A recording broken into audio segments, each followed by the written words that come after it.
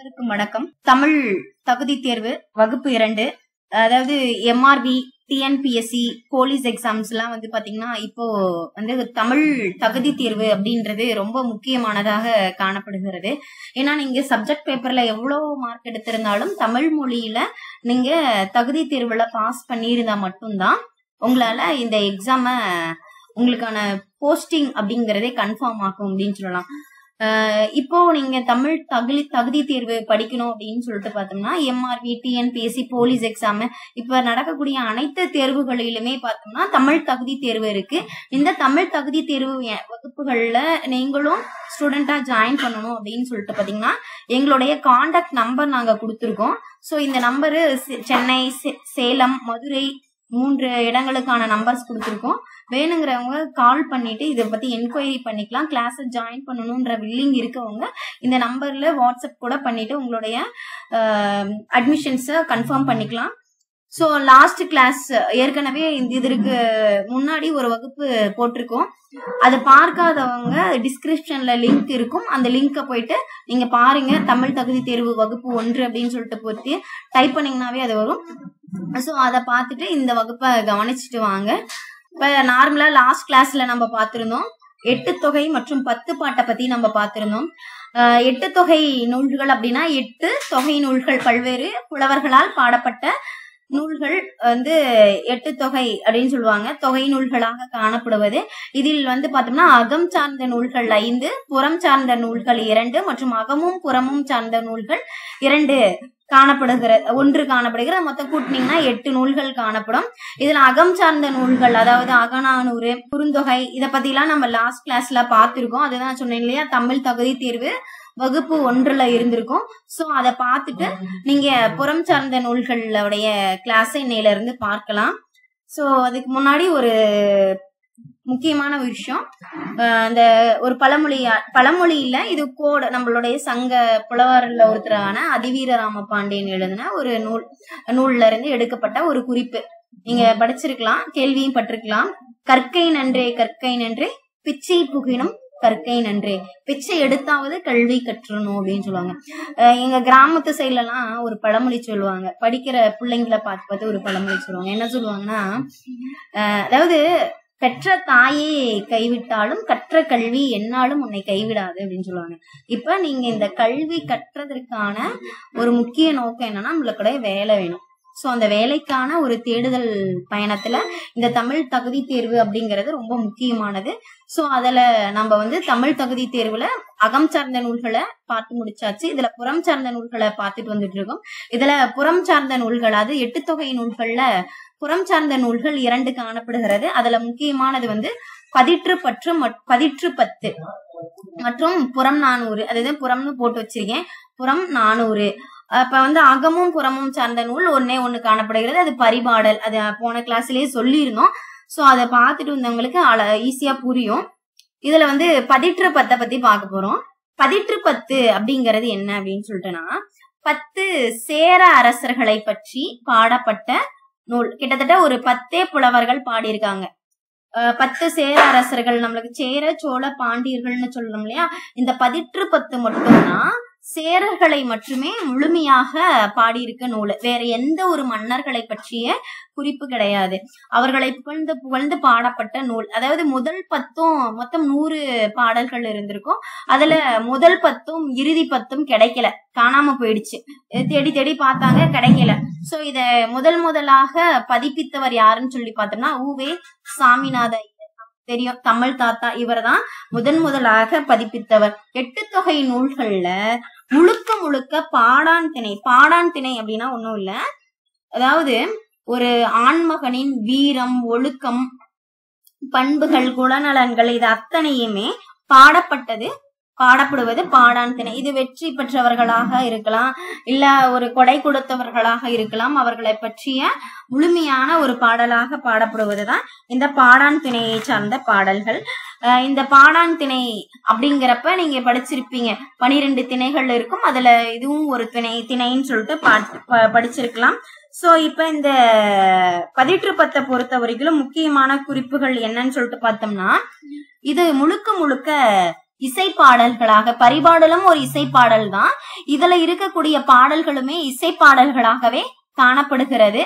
So இதுல முக்கியமான ஒரு வார்த்தையை பற்றிய குறிப்பு இருக்கிறது. அந்த குறிப்பு பாத்தீங்கன்னா பந்தர் அப்படின்னு சொல்லுவாங்க. அந்த பந்தர் அப்படிங்கிறது என்னன்னா, அரேபிய வணிகர் இருக்காங்க இல்லையா, அப்ப அந்த காலத்துல எல்லாம் பார்த்தோம்னா நம்ம நாடு ரோம், எகிப்து, அரேபிய நாடுகள்ல இருந்து ஏற்றுமதி இறக்குமதி செஞ்சிருப்பாங்க. அதுல அரேபிய குதிரைகள் மேக்சிமம் இறக்குமதி ஆயிருக்கும். இங்கிருந்து பல்வேறு செல்வங்கள், வாசனை திரவியங்கள், வாசனை பொருட்கள் இது எல்லாமே ஏற்றுமதி ஆயிருக்கும் அப்படின்னு சொல்லிட்டு படிச்சிருப்போம். சோ அதுல பந்தர் அப்படின்ற வார்த்தை யாரை குறிப்பிடுகிறது அப்படின்னு சொல்லிட்டு பார்த்தோம்னா அரேபியரை குறிப்பிடுகிறது. அந்த அரேபியரை பற்றி குறிக்கக்கூடிய ஒரு பாடல் வரி தான் வந்து இந்த 8 தொகை நூல்கள்ல இருக்கக்கூடிய 10. அடுத்தது இங்க நம்ம படிச்சுட்டு இருப்போம், ஈரோடு சைட்ல இருக்கக்கூடிய கொடுமணல். இப்ப நிறைய கண்டுபிடிப்புகள், அகழ்வாராய்ச்சிகள் நடக்கக்கூடிய ஒரு இடமாக இருக்கிறது. அந்த கொடுமணல் பற்றிய, அதாவது கொடுமணம் எல்லாமே ஒன்றுதான். அந்த கொடுமணல் அப்படின்னு சொல்லக்கூடிய ஈரோடு பற்றிய குறிப்பு அதிகமாக, ஈரோடில் இருக்கக்கூடிய ஒரு பகுதி தான் கொடுமணம்.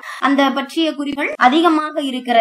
சேர மன்னர்கள் அப்படிங்கிறப்போ நம்ம எடுத்துக்கலாம் சேரன் செங்குட்டுவன், அடுத்தது சேரன் செங்குட்டுவன், அதை சார்ந்து இமயவரமன், நெடுஞ்சேரலாதன், பல்யானை கெழுகுட்டுவன், இமயவரமன், ஆடுகோட்பாட்டு சேரலாதன், இந்த மாதிரி சேர அரசர்கள் நிறைய இருந்திருப்பாங்க. அவர்களை பற்றிய குறிப்புகள் இருக்கிறது, இதுல அதிகமாக காணப்படுகிறது. அது மட்டும் இல்லாமல் இந்த இலக்கியத்தின் வாயிலாக, அதாவது இந்த 8 தொகை நூல்கள்ல ஒன்றான இந்த 10 வாயிலாக பார்த்தோம்னா அரச குடும்பங்கள், இப்ப என்னென்ன சேர நாட்டுல என்னென்ன அரச குடும்பங்கள் இருந்திருக்கு, அந்த மன்னர்கள் என்னென்ன சாதனை செய்திருக்காங்க, இது எல்லாமே இந்த நூல் மூலமா நம்மளால தெரிஞ்சுக்க முடியும். இது வந்து பார்த்தோம்னா புறம் சார்ந்த நூல்கள்ல ஒரு நூல். அடுத்தது புறநானூறு அப்படிங்கறத நீங்க எப்படி பிரிப்பீங்க அப்படின்றத கேள்வியில அடிக்கடி கேட்பாங்க. புறம் கூட்டல் 4 கூட்டல் 100. நான் அகநானூறு நடத்தப்பயே சொல்லியிருப்பேன், அகம் கூட்டல் 4 கூட்டல் 100, அதாவது அகம் சம்பந்தப்பட்ட 400 பாடல்கள் நூல், அதுதான் அகநானூறு. புறம் சார்ந்த நூல், புறம்னா வெளிப்படையாக காணப்படக்கூடிய, வெளியில இருக்கக்கூடிய விஷயங்களை நம்ம தொகுத்து 400 பாடல்களாக கொடுத்திருப்பாங்க. இது வந்து அகநானூறு புறநானூறு வரையில காணப்படுகிறது. இதுல மொத்தமாக சொன்னோம்னா 400 பாடல்கள் காணப்படுகிறது. 400 பாடல்கள் அப்படின்றப்போ நாங்க நினைச்சுக்கலாம் 400 பாடல்களும் யார் யாரு அப்படின்னு சொல்லிட்டு பாத்தீங்கன்னா கிட்டத்தட்ட 158 புலவர்களால் இயற்றப்பட்டு தொகுக்கப்பட்ட பாடல் தான் இதுவுமே. இது பார்த்தோம்னா புறநூல், புறம் அப்படின்றது புறப்பாட்டு, புறம்பு அப்படின்லாம் நிறைய தமிழ் பெயர்கள் இருக்கு. புறம் சார்ந்த புறம் சார்ந்த கருத்துக்கள் மற்றும் புறம் சார்ந்த தகவல்கள்ல நிறைய தரதுனாலயே இதுக்கு புறநானூறு அப்படின்னு சொல்லிட்டு இருக்கலாம். தமிழ்ல புறம் சார்ந்த நூல்கள் பல இருந்தாலுமே அந்த பெயர் வைத்தே, புறம் அப்படின்ற ஒரு பெயர் வைத்தே இடம்பெறக்கூடிய ஒரே நூல் இதுதான். அதனாலதான் இது புறநானூறு. இதனுடைய கடவுள் வாழ்த்து பாடலை பாடியவர் பாரதம் பாடிய பெருந்தேவனார். இவர் தான் மேக்சிமம் எல்லா இடங்களுக்கும் கடவுள் வாழ்த்து பாடியிருப்பாரு. இதுல தொகுப்பித்தவர் யாரு, தொகுப்பித்தவன் யாரு அப்படின்றது கிடைக்கல, யாருன்னு நம்மளுக்கு கண்டுபிடிக்க முடியல. இருந்தாலும் ஒரு நல்ல விஷயம் தான் செஞ்சுட்டு போயிருக்காங்க. இதனுடைய முக்கியமான இம்பார்ட்டன்டான ஒரு பேர் என்னன்னா புறப்பாட்டு. இதெல்லாம் பார்த்தோன்னே நீங்க கெஸ் பண்ணிடலாம் இப்போ இதனுடைய இன்னொரு பேர் என்னன்னு சொல்லிட்டு. தமிழ் கருவூலம் அப்படின்னு அழைக்கப்படக்கூடிய நூல் எது அப்படின்னு சொல்லிட்டு பார்த்தோம்னா இந்த புறநானூற்றை தான் சொல்லுவாங்க. அது மட்டும் இல்லாமல் வள்ளல்களை பற்றிய குறிப்பு, சேர சோழ பாண்டியர்களை பற்றிய குறிப்பு அதிகமாக காணப்படக்கூடிய நூல் இதுதான். இப்ப நம்ம எக்ஸாம்பிள் எடுத்துக்கிட்டோமே, சேர சோழ பாண்டியர் அப்படின்னு எடுத்துக்கிட்டோம்னா சேரர்களுடைய பூ என்ன, பாண்டியர்களுடைய பூ என்ன, இல்ல அவங்களுடைய கொடியில என்னென்ன சின்னங்கள் காணப்படும், இல்ல அவர்களுடைய தலைநகரங்கள் என்ன, துறைமுகங்கள் என்ன, அவர்களுடைய வேறு பெயர்கள் என்ன. இப்ப சேரன் எடுத்துக்கிட்டோம்னு வச்சுக்கோங்களேன், குட்டுவன், கடுங்கோ, வானவன், வானவரம்பன், கோதை, இரும்பொறை, இதெல்லாம் இவர்களுக்கு சேர வம்சத்தில் இருக்கக்கூடியவர்களுக்கு வழங்கக்கூடிய நிக் நேம்ஸ். அதே போல சோழர்களை வந்து என்ன சொல்லுவாங்கன்னா வல்லவன், கிள்ளி, வழுதி, மீனவன், செழியன், மாறன்லாம் இதெல்லாம் வந்து பாண்டிய மன்னர்களை குறிக்கக்கூடிய பெயர்கள். அதாவது இவர்களுடைய வேறு பெயர்கள் என்ன அப்படின்ற குறிப்புகளை நம்ம பார்க்கலாம். இப்ப எக்ஸாம்பிள் எடுத்துக்கலாமே, சேர மன்னர்கள் அப்படின்னு எடுத்துக்கிட்டோம்னா அவர்களுடைய பூ என்ன, சேரனுடைய பூ என்ன சொல்லுங்க பார்க்கலாம். யாராவது கமெண்ட்ல போடுங்க. சேரனுடைய பூ என்னன்னா பனை பூ. அதாவது அது வந்து போந்தை அப்படின்னு சொல்லுவாங்க. போந்தை தொல்காப்பியர் கூட இந்த மூவேந்தர்கள்ல முதன்மையாக வைத்து எழுதினவரு இதுதான், போந்தை அப்படின்னு சொல்லிட்டுதான் அவருடைய பாடல் வரிகள்லயே சொல்லி இருப்பாரு சேர மன்னர்களை பற்றி.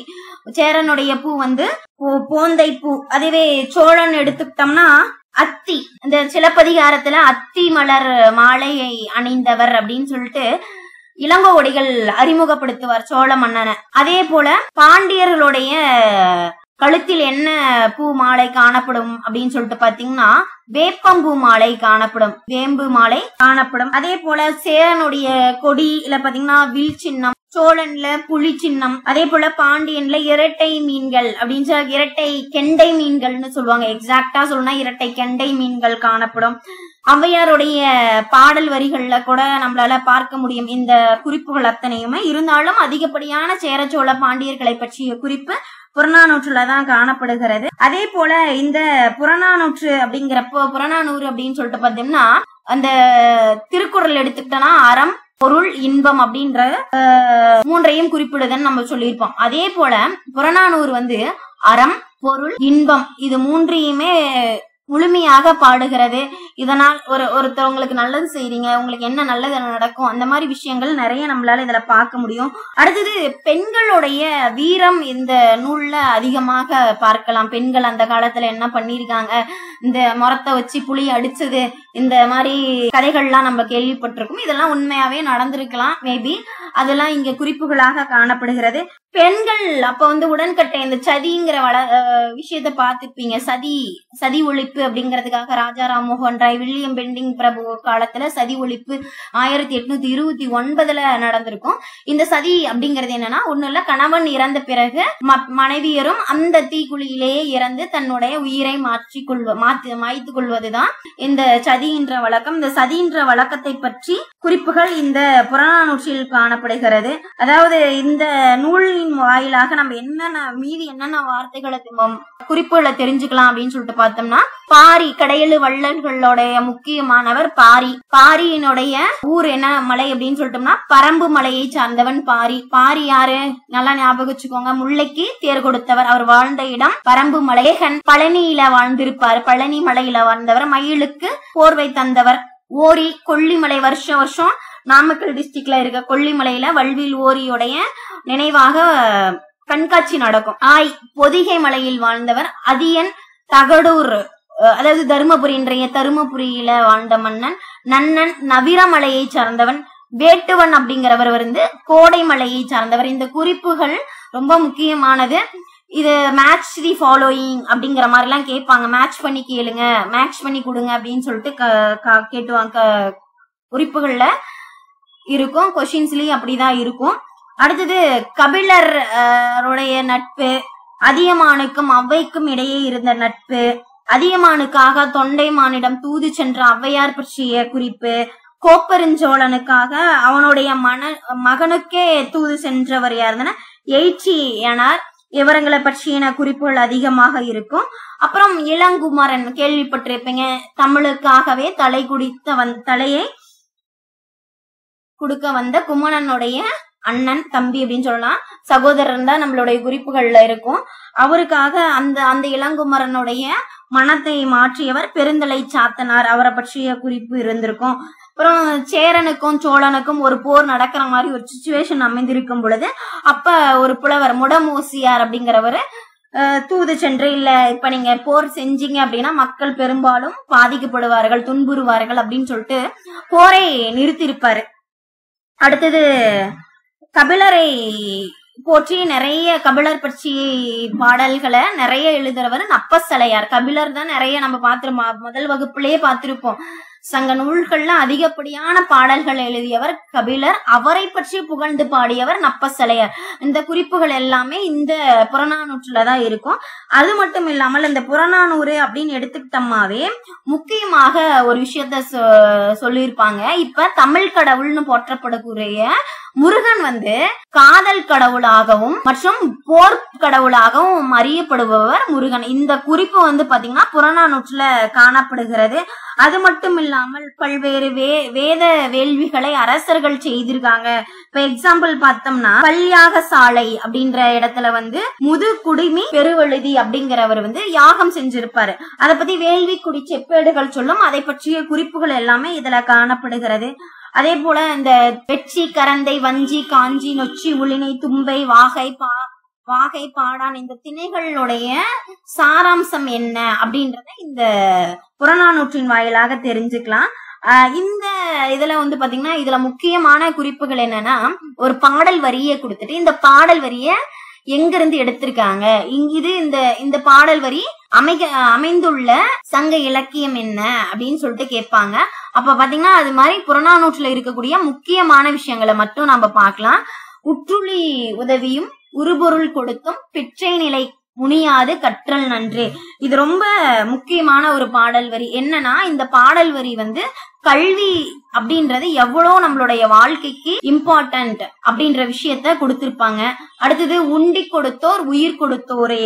இத வந்து நம்மளுடைய மணிமேகலையிலையும் பார்க்கலாம். அதாவது குடல புலவியனார் எழுதின ஒரு பாடல் வரி இந்த உண்டி கொடுத்தோர் உயிர் கொடுத்தோரே. அடுத்தது யாதும் ஊரே யாவரும் கேள்வி. இது நம்மளுக்கு ரொம்ப ஃபெமிலியரான ஒரு லைன். யாருன்னா நம்மளுடைய கணியன் பூங்குன்றனார். தீதும் நன்றும் பிறதரவாரா. இந்த பாடல் வரி அப்படிதான். யாதும் ஊரே யாவரும் கேளீர் தீதும் நன்றும் பிறதரவாரா அப்படின்னு சொல்லிட்டு போயிட்டே இருக்கும். இதுல இந்த பாடல் வரியை இயற்றியவர் கணியன் பூங்குன்றனார். அது மட்டும் இல்லாமல் சங்ககால இலக்கியத்தில் ஒரு பெண்பார் புலவர் ஒரே ஒரு பாடலை மட்டுமே இயற்றி இருக்காருன்னா அவங்க காவர் பெண். இந்த அம்மாவை பற்றிய குறிப்புகள் காணப்படும். அடுத்தது சான்றோன் ஆக்குதல் தந்தைக்கு கடனே.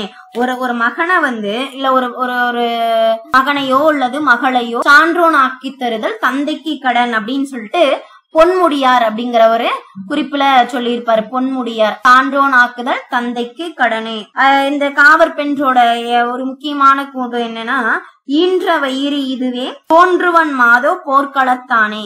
ஒண்ணும் இல்ல, இந்த பாடல் வரி என்னன்னா ஒரு பெண் வந்து இந்த அம்மா கிட்ட கேட்பாங்க, ஏமா உங்க பையனை பார்க்கவே முடியல, எங்க போயிருப்பாரு, ஆனா அவரை பார்த்து ரொம்ப நாள் ஆச்சு.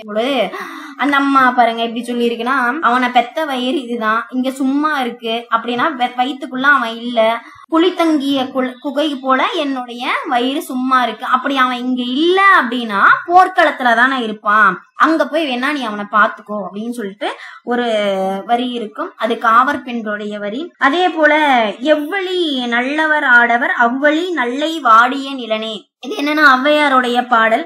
அரசன் எவ்வளியோ மக்களும் அவ்வளின்னு நாம் சொல்லியிருப்போம் இல்லையா. எவ்வளி நல்லவர் ஆடவர் அவ்வளி நல்லை வாடிய நிலனே. இதுதான் அந்த பாடலுடைய முக்கிய நோக்கம். அடுத்தது இந்த புறநானூறு அப்படின்னு சொல்லிட்டு எடுத்துக்கிட்டோம்னா ஊவேசா தான் முதலாக பதிப்பிச்சிருப்பாருன்னு நான் சொன்னேன். இந்த ஊவேசா பதிப்பித்த ஆண்டு பாத்தீங்கன்னா 1894 ஊவேசா பதிப்பிச்சிருப்பாரு. அதே போல 1999 ஜார்ஜ் எல்ஹார்ட் அப்படிங்கிறவர் என்ன பண்ணிருப்பாருன்னா அமெரிக்கர். ஆக்சுவலா இவர் என்ன பண்ணிருப்பாரு, யுஎஸ்ஐ சார்ந்தவர். ஜார்ஜ் எல்ஹார்ட் அவர் என்ன பண்ணிருப்பாருன்னா புறநானூற்றின் சில பாடல் வரிகளை எடுத்து ஆங்கிலத்துல மொழிபெயர்த்திருப்பாரு. இது ரொம்ப முக்கியமான குறிப்பு. நிறைய எக்ஸாம்ஸ்ல நம்மளால பார்க்க முடியாது. புறநானூற்றை ஆங்கிலத்தில் மொழிபெயர்த்தவர் இருக்கலாம், ஜியு போப் இருக்கலாம். 400 சாங்ஸ் ஆஃப் புறப்பொருள் வெண்பாமலை புறநானூற்று பாடல்கள் அப்படின்னு சொல்லிட்டு இந்த ஜார்ஜ் எல்ஹார்ட் மொழிபெயர்ப்பு செஞ்சிருப்பாரு. அது மட்டும் இல்லாமல் இந்த புறநானூற்றை சார்ந்த கேள்விகள் குறிப்புகள் அதிகமா இருக்கணும். இது கொஞ்சம் மெனக்கிட்டு தான் படிக்கிற மாதிரி இருக்கு, நிறைய குறிப்புகள் இருக்கும். சோ அதனால இது பாருங்க. அடுத்தது பரிபாடல் இது முன்ன பார்த்த 10 சரி புறநானூறு இரண்டுமே சார்ந்தீங்கன்னா பாத்தீங்கன்னா புறம் சார்ந்த நூல்களாகவே காணப்படும். இந்த பரிபாடல் வந்து பார்த்தோம்னா அகமும் புறமும் சார்ந்த ஒரு பாடல்கள்னு சொல்லலாம். இதுல பாத்தீங்கன்னா இதனுடைய அடிவரையறை அப்படின்னா 25 அடிகள் முதல் 400 அடிகள் வரை காணப்படுகிறது. தமிழ்ல இயற்றப்பட்ட முதல் இசை பாடல்களால இருக்கக்கூடிய ஒரு நூல் அப்படின்னா பரிபாடல். இதுல எந்த பாட்டு வேணாலும் எடுத்து நீ ஒரு ராகத்தை கொடுத்து பாடினீங்கன்னா பாட முடியும்னால அப்படி இசை பாடல்களாகவே காணப்படும். இந்த 8 தொகை நூல்கள்ல பாண்டியரை பற்றி மட்டுமே குறிப்புகளை வச்சிருக்கக்கூடிய 2 நூல்கள் வந்து ஒண்ணு கலித்தொகை, இன்னொன்னு பரிபாடல். இப்ப சேரர்களை மட்டுமே வச்சிருக்கக்கூடிய நூல்ல வந்து என்னன்னா 10. பாண்டியரை மட்டுமே கூறக்கூடிய நூல் வந்து பரிபாடலும் கலித்தொகையும். இதுல முக்கியமான குறிப்பு. அடுத்தது இந்த பரிபாடல் அப்படின்னு சொல்லிட்டு பார்த்தோம்னா 70 பாடல்கள் மொத்தம் இருந்திருக்கும். ஆனா நம்மளுக்கு கிடைச்சது என்னவோ 22 பாடல்கள் மட்டும்தான் கிடைச்சிருக்கு. மீதி எல்லாம் கொஞ்சம் மிஸ் ஆயிருச்சு. அடுத்தது இந்த 70 பாடல்களுமே பாத்தீங்கன்னா 13 புலவர்களால் எழுதியிருக்காங்க. இந்த உரை, இந்த பரிபாடலுடைய முதல் உரை யாரோடதுன்னா பரிமேலழகர் முறை. திருக்குறள்ல நம்ம சிறந்த உரைன்னு சொல்லுவோம் இல்லையா, அந்த பரிமேலழகருடைய உரைதான் இதற்கு மிகச்சிறந்த உரையாக காணப்படும். முதலில் உரை எழுதியவர் இவர்தான் பரிபாடலுக்கு. கற்பித்தவர் அப்படின்னு சொல்லிட்டு பாத்தீங்கன்னா உவேசா. இந்த தமிழ் தாத்தா சும்மா பேர்லாம் வைக்கலீங்க. இவரை நிறைய தமிழுக்காக தொண்டு செஞ்சிருக்காங்க.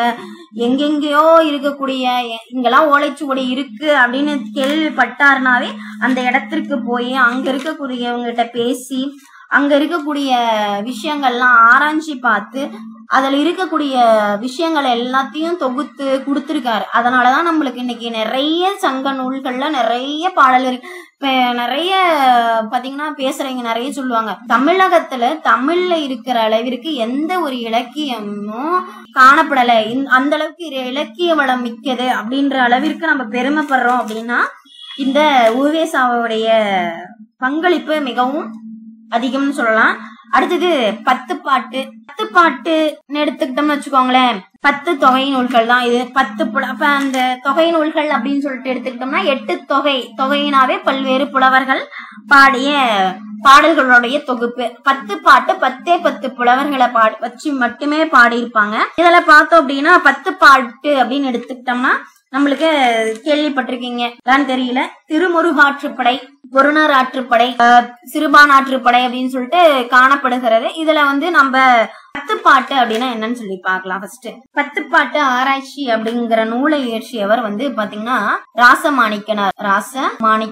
10 பாட்டு ஆராய்ச்சி அப்படிங்கிற நூலை இயற்றியவர். இதுல என்ன சொல்லியிருப்பாரு அப்படின்னு சொல்லிட்டு பார்த்தோம்னா 10 புலவர்கள் பாடிய நூல்கள். இதுல நிறைய தகவல்கள் காணப்படுகிறது. இதுல என்னென்ன இம்பார்ட்டன்டான விஷயங்கள் இருக்கு, இத படிச்சா தமிழ் சமூகத்தினுடைய வாழ்க்கை வரலாறு, போர்த்திறன் அப்படின்ற விஷயங்கள்லாம் நிறைய கத்துக்கலாம், தெரிஞ்சுக்கலாம் அப்படின்றத ராசமாணிக்கனாருடைய 10 பாட்டு ஆராய்ச்சி அப்படின்ற புத்தகத்துல நம்மளால பார்க்க முடியும். இந்த 10 பாட்டு அப்படின்னு எடுத்துக்கிட்டோம்னா மொத்தமாக 10 நூல்கள் இருக்குன்னு சொல்லிட்டோம். இதுல வந்து அகம் சார்ந்த நூல்கள் மொத்தம் 3 இருக்கு. அகம் சார்ந்த நூல்கள் மொத்தம் 3 இருக்கு. அதுல என்னன்னா முல்லைப்பாட்டு, குறிஞ்சிப்பாட்டு, பட்டினப்பாலை, இது எல்லாமே அகம் சார்ந்த நூல்கள். முல்லைப்பாட்டு, குறிஞ்சிப்பாட்டு, முல்லைப்பாட்டு, குறிஞ்சிப்பாட்டு, அடுத்தது பட்டினப்பாலை. இது 3ம் பார்த்தோம்னா அகம் சார்ந்த நூல்களாக காணப்படும். அப்ப புறம் சார்ந்த நூல்கள் அப்படின்னு சொல்லிட்டு பாத்தீங்கன்னா 6 நூல்கள். இப்ப அகமா புறமா அப்படின்னு சொல்லிட்டு அங்க பார்த்தோம்னா 8 தொகையில பார்த்தோம்னா என்ன இருந்திருக்கும், பரிபாடல் இருந்திருக்கும். இங்க என்ன இருக்குன்னா நெடுநல்வாடை இருக்கும். இந்த 10 பாட்டுல மிகவும் சிறிய நூல் அப்படின்னா இந்த முல்லைப்பாட்டு தான் சொல்லுவாங்க. வெறும் 103 லைன்ஸ் மட்டும்தான் இருக்கும். அதுவே பெரிய நூல் அப்படின்னு சொல்லிட்டு பார்த்தோம்னா மதுரை காஞ்சிய சொல்லுவாங்க. சோ அப்ப பாக்கலாம் இந்த 10 பாட்டுல என்னென்ன தகவல் இருக்கு. நம்மளுடைய தேர்வு நோக்குல பார்க்கும் பொழுது எதெல்லாம் இம்பார்ட்டன்டான இருக்கக்கூடிய பாயிண்ட்ஸ் அப்படின்றத இந்த வீடியோல கண்டினியூஸா பார்க்கலாம். 10 பாட்டு அப்படின்னு சொல்லிட்டு எடுத்துக்கிட்டோம்னா திருமுருகாற்றுப்படைய முதல்ல வச்சிருக்காங்க. திருமுருகாற்றுப்படை அப்படின்னாவே பாருங்களேன், திருமுருகாற்றுப்படை முதல்லயே முருகன் வர. இப்ப காலத்தால் பிந்தைய நூல் இருக்கிறதுலே ரொம்ப கடைசியா 10 பாட்டு நூல்கள்லயே கடைசியா எழுதப்பட்ட நூல் இதுதான். அந்த சங்க காலத்துல ஒரு நடைமுறையை ஒரு பழக்கம் இருந்தது. என்ன பழக்கம்னா எந்த ஒரு செயலையும் செய்வதற்கு முன்னாடி கடவுளை வணங்குறது தான் வழக்கம். அதனால என்ன பண்ணிருப்பாங்க, பாடல்களை ஆரம்பிக்கும் பொழுது முதலாக என்ன செய்யிருப்பாங்க, கடவுள் வாழ்த்து அப்படின்னு ஒண்ணு அமைச்சிருப்பாங்க. அதனால 10 பாட்டுல முதல்ல வைக்கிறதுக்கு காரணம்னா முருகனை பற்றிய தகவல்களை அதிகமா தரதுனால இத முதல்ல வச்சிருக்காங்க. கடவுள் வாழ்த்தாக கருதி தான் இத முதல்ல வச்சிருக்காங்க. இதனுடைய ஆசிரியர் யாரு அப்படின்னு சொல்லிட்டு பாத்தீங்கன்னா நக்கீரர் இவரதான் திருமுருகாற்றுப்படையினுடைய ஆசிரியர் நக்கீரர். அடுத்து இது யாரு பாட்டுடை தலைவன் அப்படின்னா முருகன். அதுலயே இருக்கு திருமுருகாற்றுப்படையனாவே முருகன் அப்படின்ற பெயர் இருக்கனால இவரதான் பாட்டுடை தலைவன். நார்மலா இந்த 10 பாட்டு நூல்கள்ல இருக்கக்கூடிய நூல்கள் அத்தனையுமே புலவர்கள் அந்த புலவர்கள் எழுதியிருக்காரோ அந்த புலவருடைய கவித்திறனால புகழ் பெறும் சொல்லுவாங்க. ஆனா இதுல பாடப்பட்ட முருகனால பெயர் பெற்றது, இதுல பாட்டுடை தலைவனால பெயர் பெற்றது புகழ் பெற்றதுன்னா இது திருமுருகாற்றுப்படையை தான் சொல்லுவாங்க. இந்த திருமுருகாற்றுப்படை அப்படின்னு சொல்லிட்டு பார்த்தோம்னா புலவராற்றுப்படை அப்படின்றதுக்கு இன்னொரு பெயர், வேறு பெயர் அப்படின்னு சொல்லிட்டோம்னா புலவர் ஆற்றுப்படை அப்படின்னு சொல்லிட்டு சொல்லுவாங்க. இந்த ஆற்றுப்படை நூல்கள் எல்லாமே பாத்தீங்கன்னா பரிசில் பெற ஆற்றுப்படை அப்படின்னாவே 6னா வழி ஆற்றுப்படை தெரிஞ்சுக்கலாம், சும்மா சிம்பிளா தெரிஞ்சுக்கலாம். 6னா வழி. அதாவது ஒரு புலவர் என்ன பண்ணிருப்பாரு, தன்னுடைய வறுமையின் காரணமாக பாடல்களை ஒரு மன்னன்கிட்ட போயிட்டு பரிசில் வாங்கியிருப்பாரு. அந்த பரிசில் வாங்கிட்டு வீடு திரும்புறதையோ இல்ல ஏதோ வழியிலயோ பார்த்தோம்னா இன்னொரு புலவர் வறுமையால வாடிட்டு இருக்கும் பொழுது அந்த புலவர்கிட்ட போயிட்டு நான் இந்த மன்னருடைய நாட்டிற்கு போனேன், எனக்கு இப்படி எல்லாம் உபசரிப்பு இருந்தது, அவருடைய படை இப்படி இருந்தது, அவருடைய படை கொட்டில் இப்படி இருந்தது, அரண்மனை இப்படி இருந்தது, மக்களுடைய உபசரிப்பு இப்படி இருந்தது, மன்னன் இந்த மாதிரி பொருட்கள் எல்லாம் வாரி வழங்குறப்போ அவனுடைய மனநிலை எப்படி இருந்தது அப்படின்ற ஒரு புலவர் கிட்ட சொல்லுவார். அந்த புலவர் அதை கேட்டுட்டு அவரும் ஒரு பாடல் எடுத்துக்கிட்டு அந்த மன்னனை போயிட்டு சந்தித்து பரிசில் பெறுவதாக இருப்பதுதான் அந்த ஆற்றுப்படை இலக்கியங்கள் அப்படின்னு சொல்லுவாங்க. இந்த ஆற்றுப்படை இலக்கியங்கள்ல முதல்ல வரக்கூடியது திருமுருகாற்றுப்படை. இந்த திருமுருகாற்றுப்படை அப்படின்னு சொல்லிட்டு எடுத்துக்கிட்டோம்னா நம்மளுக்கு தெரியும், இன்னைக்கு முருகன்னாவே என்ன ஞாபகம் வரும் நம்மளுக்கு, தமிழ் கடவுள், போர்க்கடவுள், இதெல்லாம் தாண்டி அறுபடை வீடுகள், முருகனுடைய அறுபடை வீடுகளை பற்றிய முழுமையான குறிப்புகள் இருக்கு.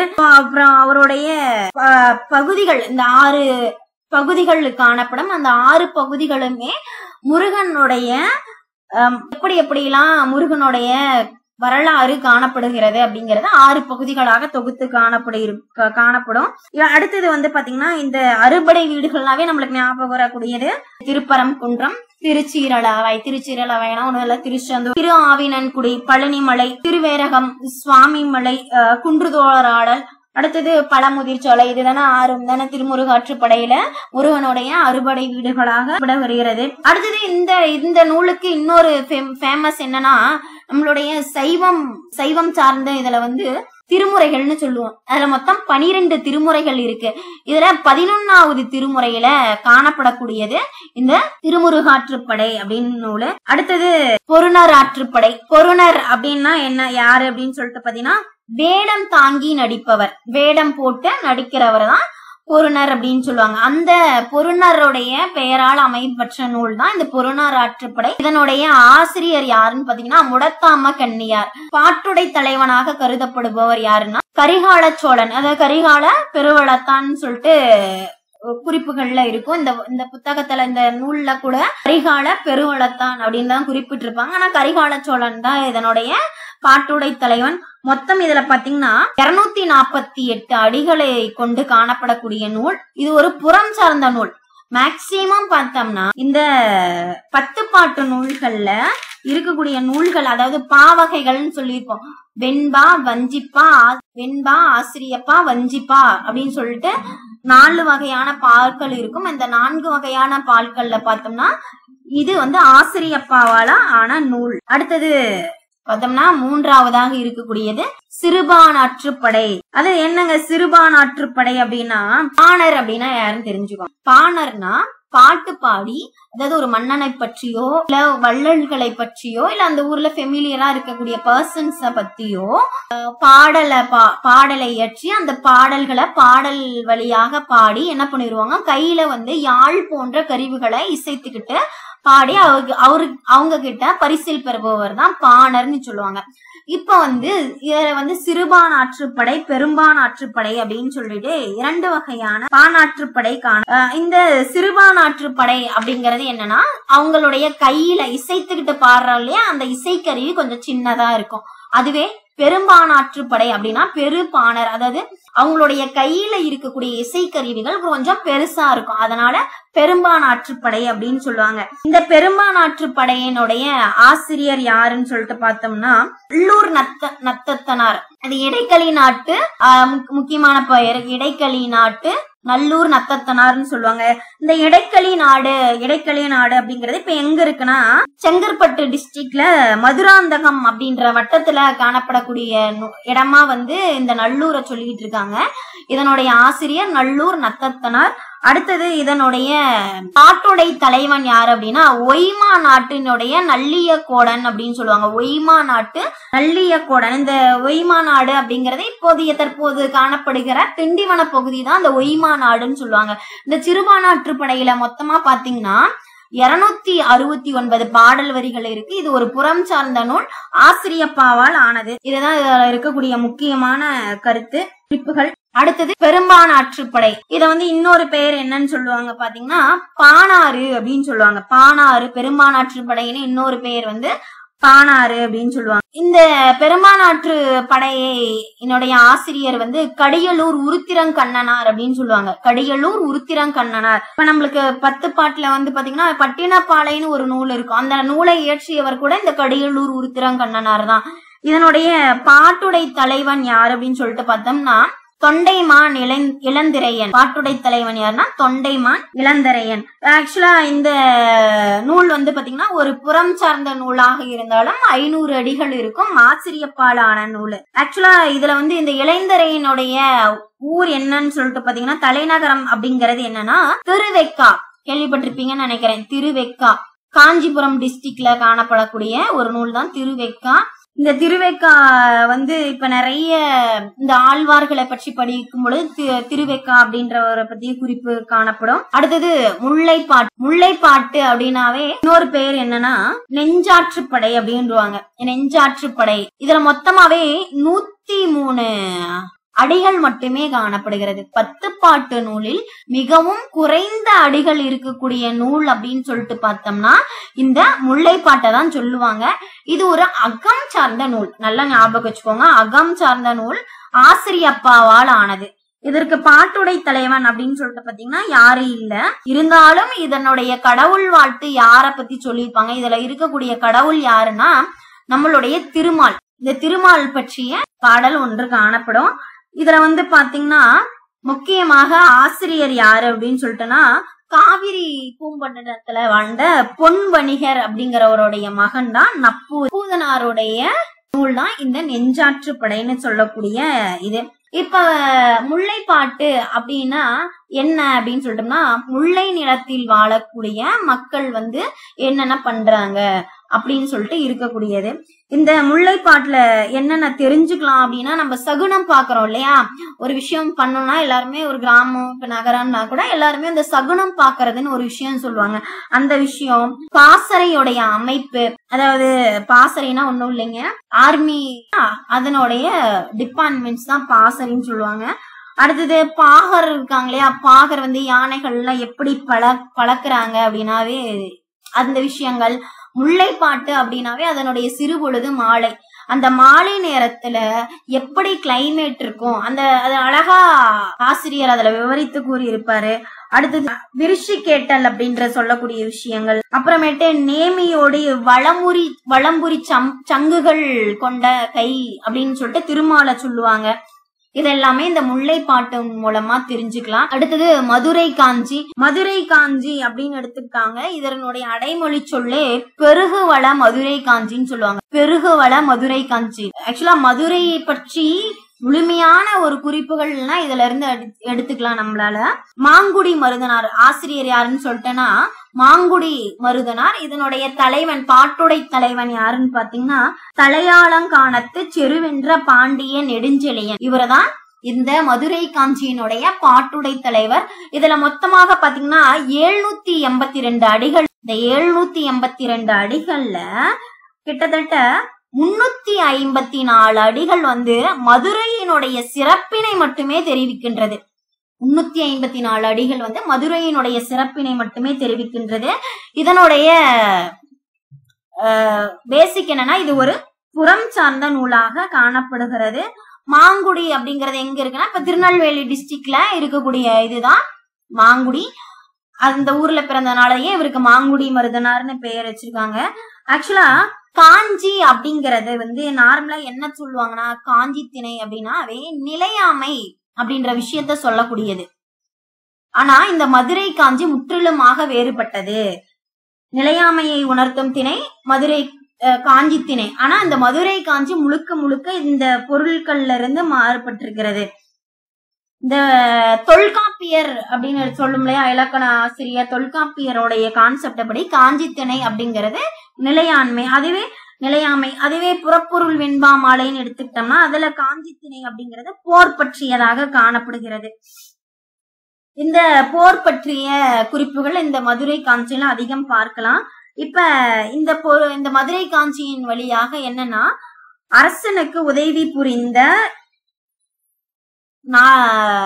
பிறந்த ஐம்பேராயம் எண்பேராயம் அப்படின்றத பற்றின குறிப்புகள். நாளங்காடி அல்லங்காடி அப்படின்னு சொல்லக்கூடிய, நாளங்காடி கேள்விப்பட்டிருக்கீங்க, பகல் பொழுதுல செயல்படக்கூடிய ஒரு சந்தை தான் நாளங்காடி. நாளங்காடினாவே பகல் பொழுது. அல்லங்காடி அப்படின்னாவே என்ன சொல்லுவாங்கன்னா இரவுன்னு சொல்லுவாங்க. இரவு பொழுதுல சந்தை நடைபெற்றது அப்படின்னு சொல்லிட்டு குறிப்புகள் இருக்கு.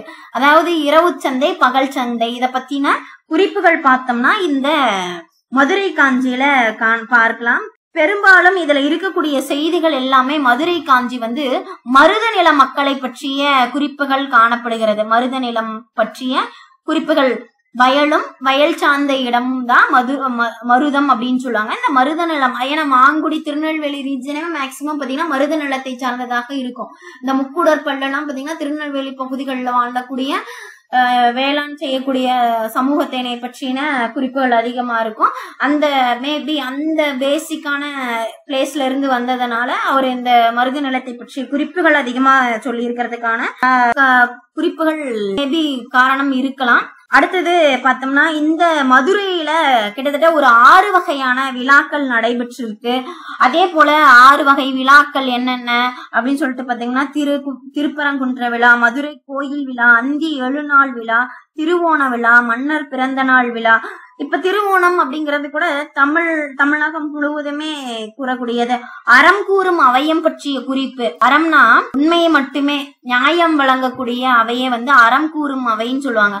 அறம் கூறும் அவை வந்து மதுரையில இருந்ததாக குறிப்புகள் காணப்படுகிறது. அதே போல உயிரியல் பூங்கா, ராசமாணிக்கனார் இருக்கார் இல்லையா, அவர் வந்து 10 பாட்டு ஆராய்ச்சி அப்படிங்கறத எழுதியிருக்கிறதா நம்ம சொல்லியிருப்போம். அதுல வந்து பாத்தீங்கன்னா உயிரியல் பூங்கா, அதாவது ஜூ மாதிரி இருந்திருக்கு, அதற்கான குறிப்புகள் இந்த மதுரை காஞ்சியில காணப்படுகிறது அப்படின்றத சொல்லியிருக்காங்க. அதே போல இந்த மன்னர் வந்து அதாவது தலையாளங்கானத்து செருவென்ற பாண்டியன் நெடுஞ்செழியன் என்னென்ன அரசர்களை வெற்றி பெற்றிருக்காரு அப்படின்ற குறிப்புகளுமே காணப்படுகிறது. அடுத்தது நெடுநல்வாடை. நெடுநல்வாடை அப்படின்னா இந்த நூலை இயற்றியவர் யார் அப்படின்னு சொல்றா நக்கீரர். நாம ஆரம்பத்திலே பார்த்தோம், திருமுருகாற்றுப்படையினுடைய ஆசிரியரும் நக்கீரர் தான். நெடுநல்வாடையினுடைய ஆசிரியரும் நக்கீரர் தான். அடுத்தது 2 பேருமே ஒருத்தரா அப்படின்னு கேட்டீங்கன்னா ஆமா ஒருத்தரே தான். பாட்டுடை தலைவன் அப்படின்னு எடுத்துக்கிட்டோம்னா பாண்டியன் நெடுஞ்செழியன் அப்படின்றவர் தான். பாண்டியன் நெடுஞ்செழியன் தான் இதனுடைய பாட்டுடை தலைவர். மொத்தம் எத்தனை அடிகள் அப்படின்னு சொல்லிட்டு பாத்தீங்கன்னா 188 அடிகளை கொண்டதாக காணப்படுகிறது. இது அகமும் புறமும் கலந்த ஒரு நூல். அகமும் புறமும் கலந்த நூல். அங்க 10 பாட்டுல அகமும் புறமும் கலந்த நூல்னா நெடுநல்வாடை. அதுவே 8 தொகை நூல்ல பரிபாடல். ஞாபகம் வச்சுக்கோங்க, 2லயுமே தலா ஒரு அகமும் புறமும் சார்ந்த நூல்கள் காணப்படும். அடுத்தது பார்த்தோம்னா இதுல இருக்கக்கூடிய விஷயம் என்ன அப்படின்னா ஆசிரியப்பாவால் ஆனது. இந்த பாடல் நூல் வந்து பாத்தீங்கன்னா ஆசிரியப்பாவால் ஆனது. இதுல பாத்தீங்கன்னா நெடுநல்வாடைய இது அகமும் புறமும் சார்ந்த நூல் அப்படின்னு சொல்றாங்கன்னா, பாண்டிய நெடுஞ்செழியன் என்ன பண்ணிருப்பாரு, ஒரு போருக்கு போயிருப்பாரு. போருக்கு போகும் பொழுது என்ன ஆகுது அப்படின்னா அங்க இருக்கக்கூடிய எதிரி நாட்டு மன்னரை வெற்றி பெறாரு. இது வந்து அவருக்கு நல்வாடையாக இருக்கிறது. மன்னனாகப்பட்டவன் போருக்கு போயாச்சு, அரசியாகப்பட்டவள் தனித்து இருக்கிறார். இப்ப தனித்து இருக்கும் போது மன்னனை பிரிந்ததால் இருக்கக்கூடிய துயரம் அவருக்கு நெடுவாடையாக அமைகிறது. அதனாலதான் இதுக்கு நெடுநல்வாடை, மன்னனுக்கு நல்வாடையாகவும் அரசிக்கு நெடுவாடையாகவும் காணப்படுவதால் இத பெரிய வாடை, அதாவது ரொம்ப கஷ்டமான ஒரு சிச்சுவேஷன் அது அப்படின்றதுனால இது நெடுவாடை அப்படின்னு சொல்றது. அடுத்தது இங்க பூவினுடைய மலர்ச்சி, ஒரு பூ மலருது அப்படின்னு சொல்லிட்டு பாத்தீங்கன்னா அது ஒரு வீழ்ச்சி கேட்கறது, அதாவது சகுனம் பாக்குறதுன்னு சொல்றோம் இல்லையா, அந்த மாதிரி விஷயங்கள்லாம் சொல்லியிருப்பாங்க. அரண்மனை பற்றிய குறிப்பு அதிகமாக, அரண்மனை பற்றிய குறிப்பு, அரண்மனைனா எப்படி இருக்கும், அரண்மனை பற்றிய குறிப்பு, அரண்மனைனா எப்படி இருக்கும், அதுல என்னென்ன டிராயிங்ஸ் பெயிண்டிங்ஸ் எல்லாம் இருக்கு, அப்புறம் ஆடம்பரமாக என்னென்ன பொருள்கள்லாம் வச்சிருப்பாங்க, பணிப்பெண்கள்லாம் எப்படி இப்படிலாம் தோழியா இருக்கு, பணிப்பெண்கள் எப்படி தோழியா இருக்காங்க, அரசிக்கு எவ்வாறு உதவி புரிகிறாங்க அப்படிலாம் இருந்திருக்கும். அதே போல இங்க அந்த டைம்ல இருக்கக்கூடிய மன்னர் வெளியில டென்ட், ஆக்சுவலா பாசறின்ற டென்ட் மாதிரி போட்டு தங்கியிருப்பாங்க. சோ அப்படி இருக்கும் பொழுது மக்கள், பறவைகள், விலங்குகள் இப்பெல்லாம் குளிரால எப்படி எல்லாம் வருந்தது, அந்த பல்லுலாம் நடுக்கெடுக்குது இல்லையா, அந்த மாதிரி விஷயங்கள்லாம் இந்த நெடுநல் வாடையில நிறைய சொல்லியிருப்பாங்க. அடுத்தது குறிஞ்சிப்பாட்டு. இது ஒரு அகம் சார்ந்த நூல், முழுக்க ஆசிரியப்பாவால் ஆனது. இதுல இருக்கக்கூடிய மொத்த அடிகள் 261 அடிகள் இருக்கு. ஆரிய நாட்டுல இருந்து வட இந்திய அரசன் ஆரிய நாட்டு அரசன், அவனுடைய பேர் பிரகதத்தன். இந்த பிரகதத்தனுக்கு தமிழ் பற்றி பெருமையா பேசக்கூடிய நூலாக இந்த குறிஞ்சிப்பாட்டு ஏற்றப்பட்டுள்ளது. இது என்னென்ன இருக்குன்னா, தோழி செவிலிக்கு கூறியது அப்படிங்கிற மாதிரி எல்லாம் கொண்டு வந்திருப்பாங்க. இதுல முக்கியமான செய்திகள் என்னென்ன அறிஞ்சுக்கலாம் அப்படின்னா, கற்பு ஒழுக்கம், சங்க காலத்துல மகளிர் எந்த மாதிரி கற்பு ஒழுக்கத்தை கடைபிடிச்சிருக்காங்க, மழையினுடைய வருணன், அடுத்தது தலைமகன் வரும் வழியின் கேடுகள், இது தலைமகளுடைய வருத்தம், இதெல்லாம் சொல்லியிருப்பாங்க. அது மட்டும் இல்லாமல் இப்ப இந்த குறிஞ்சிப்பாட்டு அப்படின்னாவே நம்மளுக்கு சொல்லலாம் 109 வகையான மலர்களை பற்றிய குறிப்புகள் காணப்படுகிறது. இதுல கிட்டத்தட்ட ஒரு 4-5 கிடைக்கல. ஊவேசா ரொம்ப கண்டுபிடிச்சு வேற இலக்கியங்கள்ல இருக்கக்கூடிய குறிப்புகளை வச்சு இந்த 99 வகையான மலர்களையும் வரிசைப்படுத்தியதாக பள்ளி பாட புத்தகங்கள் மற்றும் அல்லாமல் பல்வேறு குறிப்புகளும் தெரிவிக்கிறது. அடுத்தது இதுல ரொம்ப முக்கியமானது, இந்த 12 ஆண்டுகளுக்கு ஒரு முறை பூக்கக்கூடிய பூ தான் இந்த குறிஞ்சி பூ. அதை வச்சுதான் இந்த பாட்டை எழுதியிருக்காங்க. அதனாலேயே இதனுடைய நிக்நேம் என்ன, வேறு பெயர் என்னன்னு பாத்தீங்கன்னா பெருங்குறிஞ்சி அப்படின்னு சொல்லுவாங்க. வேறு பெயர் பெருங்குறிஞ்சி. அடுத்தது பட்டினப்பாலை அப்படின்னா, பட்டினம் அப்படின்னாவே எதை குறிக்கும் அப்படின்னு சொல்லிட்டு பாத்தீங்கன்னா காவிரி பூம்பட்டினத்தை குறிக்கக்கூடியதுதான் இந்த பட்டினப்பாலை. இந்த பட்டினப்பாலை அப்படிங்கறது, இந்த பட்டினப்பாலை எதை பற்றி அதிகமான குறிப்புகளை கொடுக்கும் அப்படின்னு சொல்லிட்டு பாத்தீங்கன்னா, புகார் நகரத்தை பற்றிய குறிப்புகள், அதாவது நம்ம பூம்புகார்னு சொல்றோம் இல்லையா, அதெல்லாம் ஒண்ணுதான். இந்த புகார் நகரத்தை பற்றிய குறிப்புகள் அதிகமாக கொடுக்கக்கூடிய ஒரு நூல்னா இது பட்டினப்பாலை தான். இதை பாடியவர் யாருன்னா கடியலூர் உருத்திரங்கண்ணனார், ஆசிரியர் கடியலூர் உருத்திரங்கண்ணனார். இது அகம் சார்ந்த நூல். இந்த 8 தொகை நூல்கள்ல முழுசாவே பாத்தீங்கன்னா தொகைகளை பத்தி பெருசா குறிப்புகள் இருந்திருக்காது. ஆனா இங்க 10 பாட்டுல எல்லா நூல்கள்ல மேக்சிமம் நூல்கள் எதை பத்தி பாடியிருப்பாங்க அப்படின்னா, எதை வச்சு பாடியிருப்பாங்கன்னா ஆசிரியப்பாவால பாடியிருப்பாங்க. ஆனா இந்த பட்டினப்பாலை மட்டும்தான், பட்டினப்பாலையும் மதுரை காஞ்சியும் தான் வஞ்சி மற்றும் வஞ்சிப்பா மற்றும் ஆசிரியப்பாவை கலந்து பாடியிருப்பாங்க. இதற்கு இந்த பட்டினப்பாலைக்கு இன்னொரு பேர் என்னன்னு சொல்லிட்டு பாத்தீங்கன்னா வஞ்சி நெடும்பாட்டு அப்படின்னு சொல்றாங்க. இந்த பட்டினப்பாலை எடுத்து நீங்க படிச்சீங்கன்னா சோழ நாட்டினுடைய பெருமைகள் அத்தனையுமே நம்மளால தெரிஞ்சுக்கலாம். அது அடுத்தது கரிகால சோழனுடைய வீரம், உறையூர்ல எந்த மாதிரி வளமை இருந்திருக்கு, கடல் வணிகம் பற்றிய குறிப்புகள் அதிகமாக காணப்படக்கூடிய நூல் இது. அதே போல கரிகால சோழனுடைய வெண்ணி பரந்தலை போற பற்றிய குறிப்புகள், புகார் நகரத்தில் நடைபெற்ற வணிகங்கள் பற்றிய குறிப்பு, அடுத்தது கடைகள், புலவர்களுடைய சொற்போரு, அப்புறம் ஏழை எளியவர்களுக்கு மன்னர்கள் உதவி அளித்தது, இது எல்லாமே பாத்தீங்கன்னா இந்த பட்டினப்பாலை வழியாக தெரிஞ்சுக்கலாம். இது வஞ்சியும் ஆசிரியப்பாவும் கலந்து ஏற்றப்பட்ட நூல் பட்டினப்பாலை. அடுத்தது மலைப்படுகடாம் அப்படின்னா ஒண்ணும் இல்ல, மலைய ஓசையாக, மலையை யானையாகவும், அதுல இருந்து கடாம் அப்படின்னா ஓசைன்னு சொல்லுவாங்க. மலையிலிருந்து எழும்பக்கூடிய ஓசைய யானையின் கன்னத்தில் வடியும் கடாம், அதாவது மத நீருக்கு ஒப்பித்து ரெண்டையும் ஒற்றுமைப்படுத்தி எழுதியிருப்பாங்க இந்த மலைப்படுகடாம் அப்படின்றத. இதை பாடியவர் யாரு அப்படின்னா இரண்யமுட்டத்து பெருங்குன்றூர் பெருங்கௌசிகனார். அடுத்தது இதனுடைய பாட்டுடை தலைவன் யாருன்னா நன்னன் செய் நன்னன் சொல்லுவாங்க. நங்கன் மாத்து வேல் நன்னன் செய் நன்னன் இதுதான் இதனுடைய பாண்டிய நாட்டினுடைய கடையெழு வள்ளல்கள்ல ஒருவரான நன்செய் நன்னனை பற்றி குறிப்புகள் இருக்கும், வள்ளல்கள்ல ஒருவர். அடுத்தது இரணியமுட்டம் அப்படிங்கறது இரணியமுற்றத்து பெருங்கௌசிகனார்னு சொன்னோம் இல்லையா. இரணியமுட்டத்து அப்படிங்கிற ஊர் எங்க இருக்கு? இரணியமுட்டம் அப்படிங்கறது மதுரையில் கிட்ட இருக்கக்கூடிய ஆனைமலை பகுதியை தான். இதுல மொத்தம் 583 அடிகள் இருக்கு. இதுல இருக்கக்கூடிய முக்கியமான குறிப்புகள்லாம் என்னன்னு பாத்தீங்கன்னா வழியில் செல்லக்கூடிய கூத்தர் வந்து இன்னொரு கூத்தரை ஆற்றுப்படுத்துவதாக அமைந்த நூல். அதனாலேயே இதற்கு கூத்தர் ஆற்றுப்படை அப்படின்ற இன்னொரு பெயர் இருக்கு. இந்த 8 தொகை 10 பாட்டு இது ரெண்டுமே பாத்தீங்கன்னா தமிழ் எலிஜிபிலிட்டி டெஸ்ட்ல ரொம்ப முக்கியமான ஒரு பிளேஸ்ல இருக்கக்கூடிய கொஸ்டின்ஸ் பேங்க்லாம் இதுதான். ஏன்னா நிறைய கேள்விகள் இதுல இருந்துதான் கேட்பாங்க. இதுல பேசிக்கா இருந்துட்டோம்னாவே ஒரு 2 to 3 கேள்விகளை நம்மளால ஆன்சர் பண்ண முடியும். அதை தாண்டி 17 கீழ்கணக்கு நூல்கள்னு ஒண்ணு இருக்கு. அந்த 17 கீழ்கணக்கு நூல்கள்னு எடுத்துக்கிட்டீங்கன்னாவே நிறைய கொஸ்டின்ஸ் இருக்கக்கூடிய பகுதி தான். அதுல திருக்குறள், நாலடியார், நான்மணிக்கடிகை இது எல்லாமே இருக்கு. சோ இந்த நூல்கள் பத்தி அடுத்த வகுப்புல பார்க்கலாம். அது மட்டும் இல்லாம நான் சொல்றேன், இந்த வகுப்புகளை நீங்க தொடர்ந்து கவனிக்கணும் அப்படின்னு சொல்லிட்டு பாத்தீங்கன்னா எங்களோட சேனலை ஃபாலோ பண்ணுங்க. இந்த தமிழ் எலிஜிபிலிட்டி டெஸ்ட் உடைய கிளாஸஸ் நான் பார்க்கணும், இல்ல நான் அந்த கிளாஸஸ்ல ஜாயின் பண்ணணும் அப்படின்னா நாங்க ஆல்ரெடி நான் நம்பர் கொடுத்திருக்கேன். அந்த நம்பரை கான்டாக்ட் பண்ணிட்டு பேசுங்க. அடுத்த வகுப்புல சந்திக்கலாம். Thank you so much.